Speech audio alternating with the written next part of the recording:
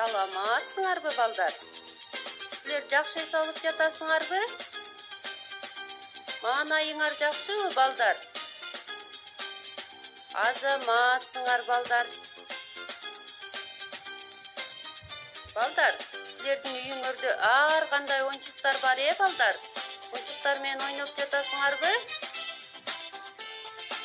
Азаматтар, бүгүнкү биздин жаңы сабагыбыз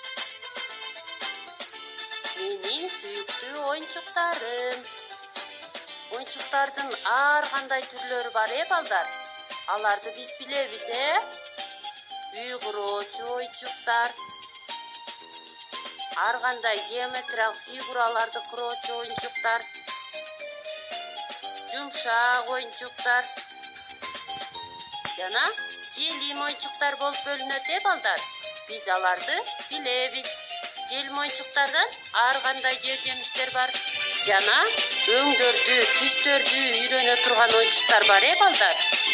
Бүгүнкү биздин сабагыбыз конструкциядан үй куроону үйрөнөбүз, балдар. Бул үйдүн пайдыбалы, анан үйдүн дубалын курабыз, балдар. Анан эшиктерин кошуп, дубалын бийиктетип курабыз.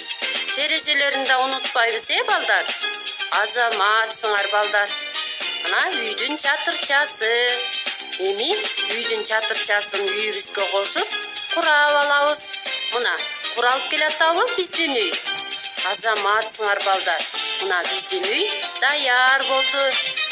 Балдар, биздин үйүбүздүн эшиги, терезелери, чатырчасы болду, балдар. Эми үйүбүздүн айланасына бакча жасап алабыз. Ар кандай машиналар менен кошуп өнүгү жасап алалычы, балдар. Мына баарыбыз денебизди кыймылдатып көнүгүү жасап алдык, балдар. Бүгүнкү биздин сабакта эмнени үйрөндүк, балдар? Азаматсыңар, үй куроону үйрөндүк.